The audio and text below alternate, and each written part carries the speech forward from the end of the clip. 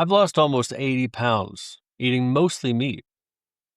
But I'm here today to tell you that I'm quitting the carnivore diet. Not because it doesn't work, it absolutely works. But I have some other things and other problems I need to face that the carnivore diet and just eating meat won't fix. You see, over the years, I've tried all kinds of different diets. I got close to 300 pounds. I was 270, 280 pounds at my peak. And over a span of many years, I've tried all kinds of things. I did calorie counting, I did fasting, I did plant-based diet where I was like a vegan, and I've done carnivore diet. And every single version of a diet that I've done, I've found success with. I've lost weight and I've gained weight back. It's a cycle that I'm actually starting to be able to predict about myself that I want to lose weight, I can get going, but something keeps tripping me up. Even on a diet that I can stick to for a long time. I mean, the carnivore diet I did for over 100 days. I did it for months. I actually got into a pretty good groove with it. But then one little problem, one little slip up, and there went the whole thing. And then it took a lot of effort to get back on it. And I've been taking a lot of time lately, over the past few months, to really try to understand what is my problem? Why do I do this? And I don't know if you've experienced the same thing where you've gone on this diet, you go on that diet, you try to do Atkins. Like it's just, you're trying to find the plan that you can stick to for a long time. But I think the problem is not so much the plan as it is what goes on in our mind, or at least what's going on in my mind.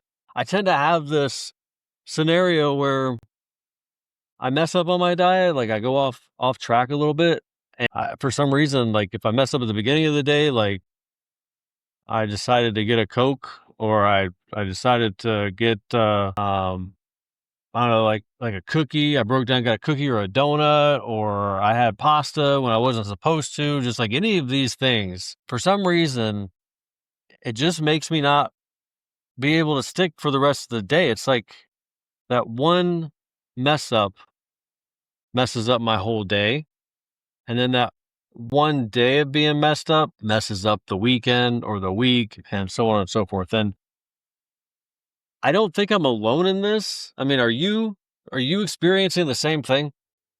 Well, I'm quite analytical. I like to look and dive and dissect the whys and stuff. And I finally got the right question for myself, and that is the why do I do that, not the what diet should I be on. Because honestly, I have to say that when I was plant-based, I didn't think meat was bad. Of course, there's plenty of research that says meat's bad. Animal protein causes and drives the growth of cancer. I mean, biblically, God said we could eat meat. Whenever Noah got off the boat after the flood of the whole earth, he laid out meat plans, like what animals you could eat, what you couldn't eat, how you could cook it, how you couldn't cook it. But at the same time, plants aren't bad either. I mean, first part of the Bible, God talks about eat all the plants you want, just don't eat from that one tree. So if you're a Christian, then and you follow the Bible, then it's like, okay, the food's not bad for you.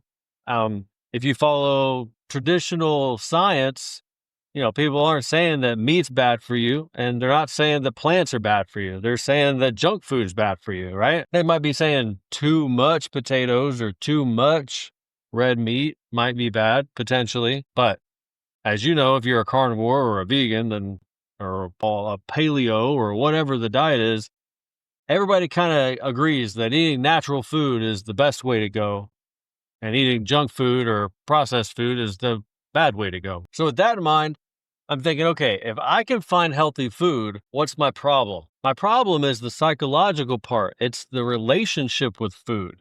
It's the relationship with myself in relation to food. I find myself wanting junk food whenever I'm in a rush, whenever I have time, whenever I'm stressed, whenever I'm happy, whenever I'm mad, when I get sad, whenever I'm celebrating. It's like all the time. It's like I tell you, I did some videos about me quitting smoking, and part of the addiction was not so much the chemical addiction to the cigarettes, but also just the habitual thing. Like every time I got in the car, every time I drank coffee, every time I got done eating, it's just like every activity that I did where I smoked now became the habit for smoking. Even if once I've already had the nicotine, or once I was not addicted to the nicotine anymore, like the nicotine was gone, like it was still the same thing. And there was an emotional habit with smoking, and there's also an emotional habit with eating. That's not even touching on the part where if you have an emotion, like let's say you get sad or something, and it drives you to want to eat some junk food. If that's the trigger that causes you to eat the food that's not on your diet plan. Well, once that happens and you realize you broke your plan, I mean, you know you're doing it as you do it, but as you reflect on what you just did, if that causes you to feel guilt, if that causes you to feel shame, well, then now your mood dives even deeper because now you're getting down on yourself and you're just like, whatever, I can't do it, I'm a failure. And then you put yourself back in that cycle and then you just go back and binge, or at least I did. I have, and not long ago. So I can't say I did. It was not, but like a couple weeks ago that I ate one donut and the donut turned into three, and I was hiding things laid deeper in the trash so I didn't get found out. Not that I'm hiding it from anybody but myself. It's like, it's a chore. It's stressful to have all this weight on you when it comes to your diet and trying to be healthy. So I'm lifting rules. I'm trying to lift the rules off of myself and say, okay, what is the main priority? Right. And to me, the main priority, I mean, I don't know if I can extend my life. God says He's got my time written. He's got a plan for me. When I'm going, I'm going. It doesn't matter what I can't. 1 ounce, 1 second of worry, all the worry in the world will not add another second to my life. God's got it all planned out. At some point, we have some interaction there, and we have to take action.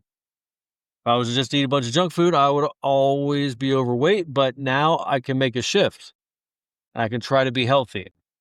Whether I get cancer or something like that will probably be out of my control, but I don't know, and I gotta stop worrying about that stuff. What I know that is the focus for me would be metabolic disease. It's the overweight, it's the fat, um, it's the diabetes, it's the heart disease, it's all that stuff because I'm overweight. So how do I do that? How do I fix that? And that is the whatever diet plan you wanna be on. For me, I want to eat ice cream. I want to eat cake and I want to eat chips and I want all the things. But how can I do that responsibly? And so that's what I've had to figure out in my head is how do I do a diet responsibly, but still be able to get the things that I want. I think everybody needs to come to that conclusion on their own. Some people are super duper okay with being all meat diet. And I think that's great. It's healthy.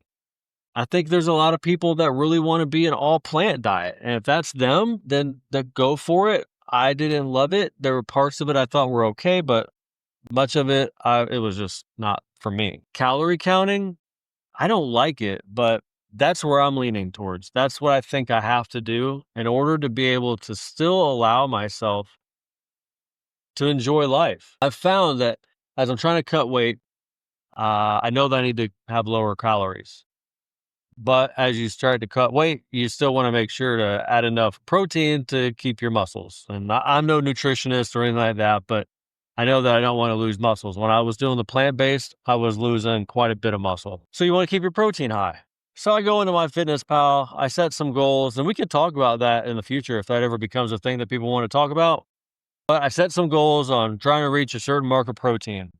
And so then I try to keep early, just like my schedule. I wake up at 4:30 in the morning. I get things that are important to me done so that if the rest of the day is shot, I still got the important stuff done before anybody wakes up. If I wanted to work out that day, I worked out. If I wanted to work on something, you know, for this channel, or I got to taking care of some bills or whatever it is, I got it done in the beginning of the day. The rest of the day can go however it wants. And I'm taking that same practice into my diet. There's 2 limits. One, a minimum amount of protein, which I have to track, and a maximum amount of calories, which I have to track. So I'm tracking calories and I'm tracking protein. But if I get the protein in right at the beginning of the day, then the rest of the day I can kind of do what I want. Now, I've learned a lot of tricks along the way. Like, how can I get my protein in? And also, how can I not eat candy bars, but yet feel like I'm eating candy bars? There's some cool protein bars that taste a lot like a candy bar. And if that satisfies my craving for a candy bar, then I'm double whammying right there. I get to eat sweets all day. And I can also find some low calorie ice cream. Makes me feel like I'm eating ice cream, especially since I've been a carnivore for like a year, or at least on and off for a year. Yeah, I mean, it feels pretty good to eat some ice cream, even if it is just like a little bitty, 100-calorie thing. I've noticed though that I get my protein in quick because I eat plenty of meat because I'm not afraid to eat meat like I used to be. But now I have this restriction that used to bind me, and I used to be afraid of what I was going to eat when I went somewhere because I was concerned that they might not have meat there, or they might have some, when I was plant-based, they might have some plant food that was cooked in bacon grease or whatever it was. Now I can breathe. I have more flexibility than I used to. I just got to count. And if I just so happen to fail because I went over calories, or I didn't get the protein, or I messed up and forgot to count something, or maybe I went somewhere and I wasn't able to count it because I didn't know the recipe, so I couldn't track it very well. This is the key part. And I hope you stuck around this long, because this is the key part that I think is the fundamental thing of the mind shift for me. I've got to forgive myself. I've got to not take it so seriously. When I was eating bad all the time, eating one salad did not make me healthy. And if I'm good mostly all the time, as good as I can be, I'm following my plan. And if I'm bad once, it doesn't ruin the whole thing. That's the thing I was talking about at the beginning, is that this psychological thing of, if you mess up, then it's just the end of the world. And that's the part that's not true. There's this level of discipline that we have to gain that says, if you get knocked down, or if you feel discouraged, or if you, whatever it is, whatever that negative feeling is, get back up, keep going, be persistent, have some tenacity. And there's another side of it. When you feel like celebrating, celebrate with some control. Act like you've been there before. Be an adult, be mature, and don't let yourself go. Once you have the discipline to not let yourself go, and I'm talking about myself too, because I am not a perfect disciplined person. I just know that that's the direction I need to focus on. And I've only been waking up at 4:30 in the morning for the last 60 days. It's not like I've been doing this forever. I mean, I was in the military. I've learned that's okay. We're going to go off track, but we're going to kind of touch on some things. I know that I've got discipline. I was able to stick to the carnivore diet for how many days? How many days have you stuck to a diet like the carnivore diet, or the plant-based diet, or paleo, or keto, or count calories, or name it? I mean, how many days have you been able to stick to a very strict diet? If you can do that over and over and over again, you're doing things like there's nobody. I fasted for 4 days straight. I've done OMAD, one meal a day. But there's so many people out there that would never think about doing one meal a day. They're stuck on eating 8 meals a day. Anyways, I've just had this awakening, and we're going to be talking about this a lot more, because of the discipline, the the persistence, the struggle that I have, that I think other people can relate to. I hope that I'm able to be an encourager, and that you guys can encourage me, because the journey's lifelong. I know that there's going to be a time where I'm going to go and binge and go off track. I'm going to get depressed or something, which is a real thing people struggle with, and then they don't feel like, yeah, this is This is real life, people. Anyways, I want to make an announcement before I end the video real quick. I just recently I've been working on a project, and it's like a devotional. It's not quite a devotional, but it's got some faith-based stuff in there, but it's all talking about discipline. And it's 31 days. My goal is to get to the 365 days, so it's a full year of daily discipline reads. It's got quotes, it's got scripture, it's got a little tidbit from me about things.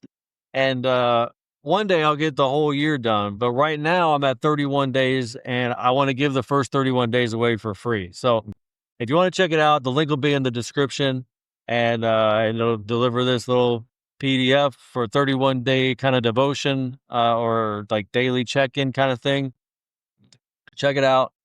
And if you like this video, please subscribe, and also check out this video. YouTube says you'll like it. And if it doesn't look that appealing, check out this other video, because that's the last one I did if you haven't seen it. All right, take care. Hope to see you in the next video.